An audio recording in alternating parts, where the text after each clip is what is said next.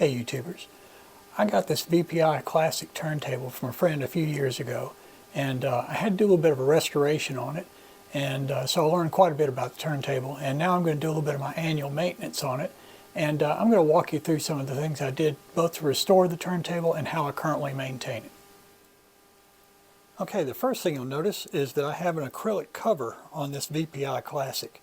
As far as I know, VPI does not make an acrylic cover for this turntable. I bought this from a gentleman on eBay who fabricates covers for a lot of different turntables. If I can find a link to his page, I'll put it in the comments section down below.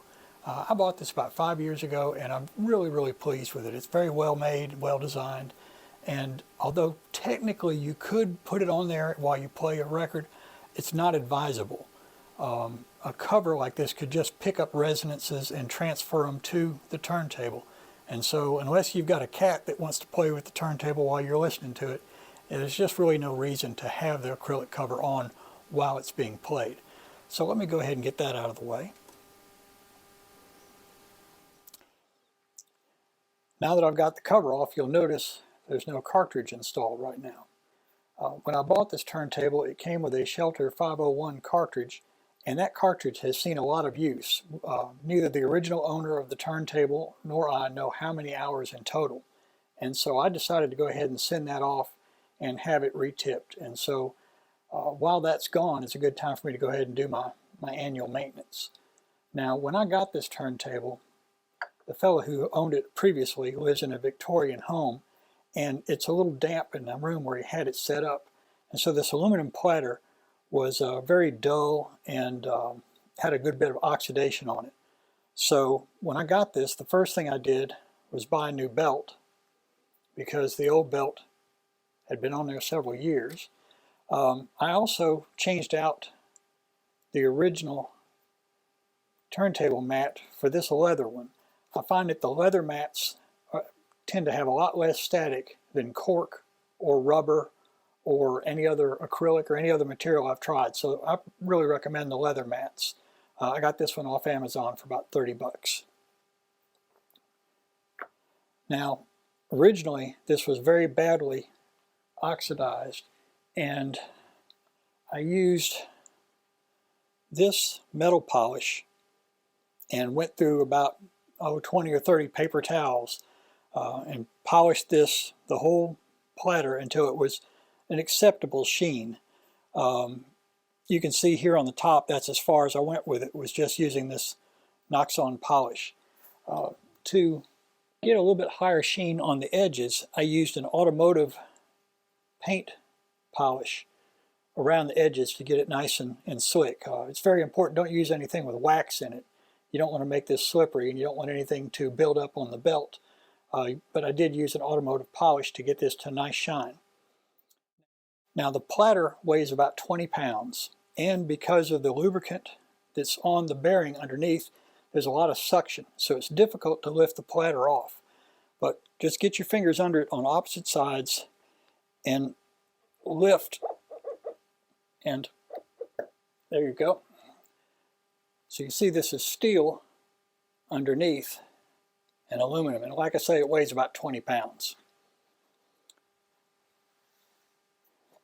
Now, when I got this turntable, this ball bearing here on top, which supports the platter, had worn flat on one side.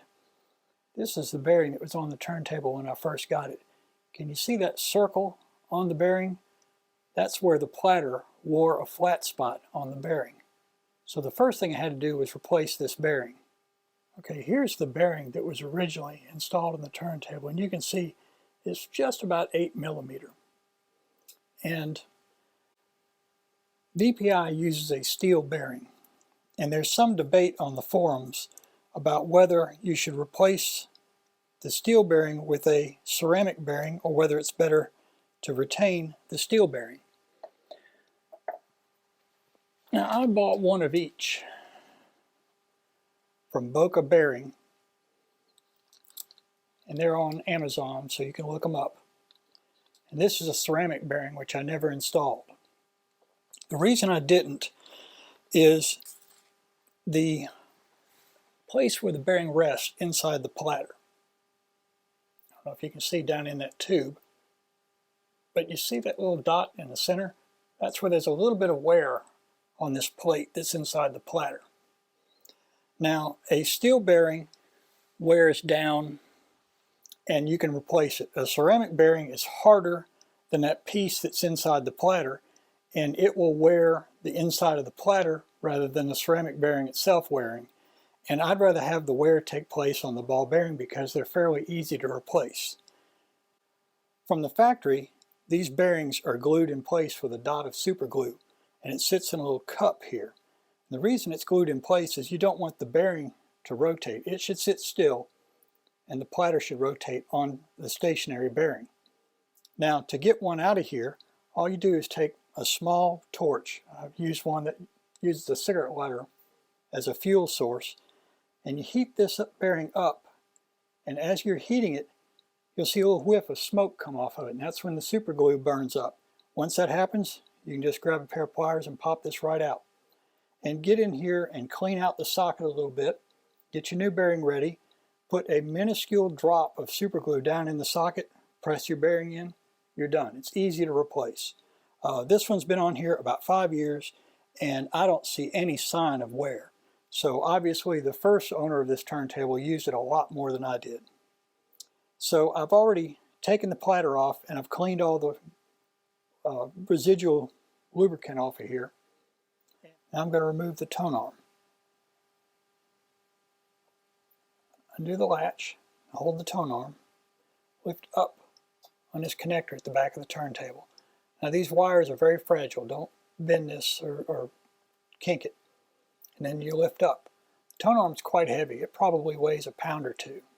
And it's a very unique system. There's a small cup inside here that rests on this very sharp point, so that when you're playing a record, the whole tone arm is balanced on 2 points. The cartridge needle and this needle back here. There's no gimbal. It's a very unique system that I think only VPI uses. So I'm going to set the tone arm aside. And I like to clean the wood and the painted metal here, all this surface, with an automotive interior cleaner. I don't like to use anything with a protectant or a UV protectant or any kind of a lubricant or anything that leaves a sheen. I just want this clean.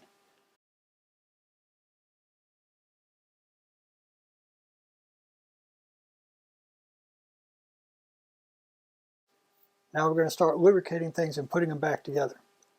For lubrication, I highly recommend this synthetic lubricant. You can get this on Amazon. It's a little kit, and inside that kit there's a lightweight synthetic oil and there's a synthetic grease. This is meant for taking care of marine equipment, and it's very long-lasting, has great lubrication qualities, and doesn't break down. The viscosity also doesn't change much with temperature changes. So the first thing we're going to do is you can take the lightweight lube, and we're going to put a very small amount on this shaft. Now if you put so much on there that it runs all the way down the shaft and makes a blob at the bottom, you've put too much on. We don't need much. And I'm just going to spread that around with my finger. 1 drop is all you need. To lubricate the bearing on top, this is where we use the grease. We put a small drop right on the top of the bearing. That's plenty right there. And that's all we need. To lubricate the motor, on my turntable, this pulley is so low on the motor shaft that I cannot get this tip underneath there. And I have tried to loosen this set screw, and I can't get it to break loose. So what I did as a workaround is I got a small hypodermic needle. I transfer a little bit of that lubricant from the tube into a very small hypodermic. Now I can insert the tip of this hypodermic needle right up against the motor shaft. Put a small amount of lubrication in there. Doesn't take much, just a drop or two. I turn the motor on. Turn it off and apply a little bit more.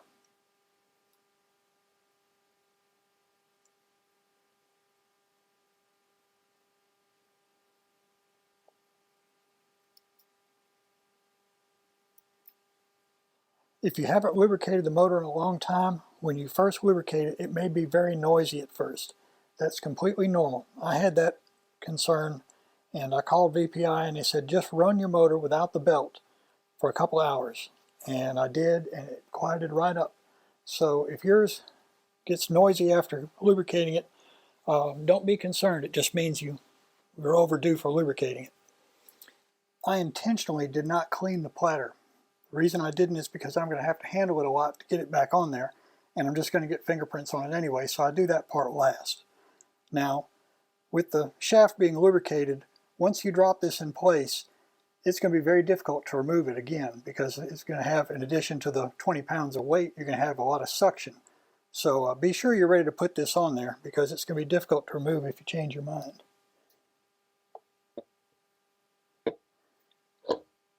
Just lower that down into place.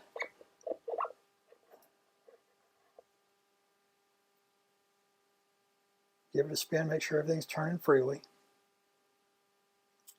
I'd say that's working just fine. Okay, I'm going to put a little bit more interior cleaner on a microfiber towel. Just going to clean up the platter. It's not too bad.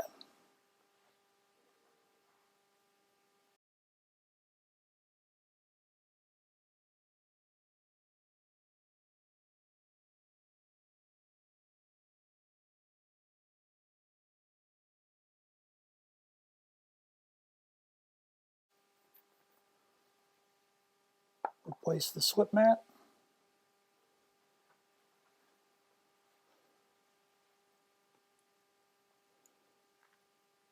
Put the belt back on.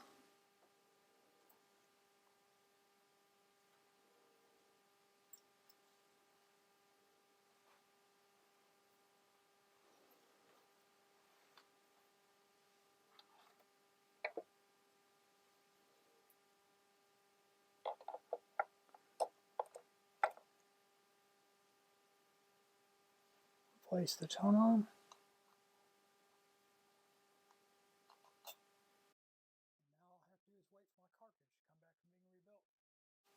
Now when my cartridge comes back from being rebuilt, I'm ready to enjoy vinyl for another year.